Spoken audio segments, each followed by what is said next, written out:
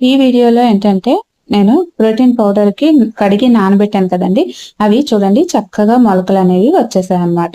రెండింట్లో నానబెట్టాను. 2 కూడా చక్కగా జొన్నలకి, అలాగే ఉలవలకి, పెసలకి, రాగులకి వీటన్నిటికి చక్కగా మొలకలొచ్చాయి. వీటినన్నింటి చక్కగా ఇప్పుడు ఎండాకాలం కదండీ! చక్కగా ఎండలో ఎండబెట్టేస్తున్నానన్నమాట.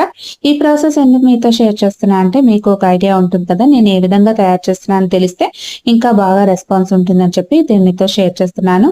ఇక ఇక్కడొచ్చేసి పావురాలైతే వెయిట్ చేస్తున్నాయండి. నేను కొంచెం ఆదమర్చినా సరే వచ్చేస్తాయన్నమాట.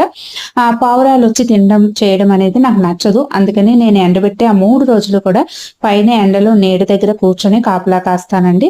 నాది చాలా చిన్న బిజినెస్ అండి. నాకు హెల్పర్స్ అనేది ఎవరు ఉండరనమాట. కానీ క్వాలిటీగా తయారు చేయాలనే ఉద్దేశంతోటి నేను ప్రతీదీ కూడా చాలా పర్టిక్యులర్‌గా అనేది చేస్తూ ఉంటాను.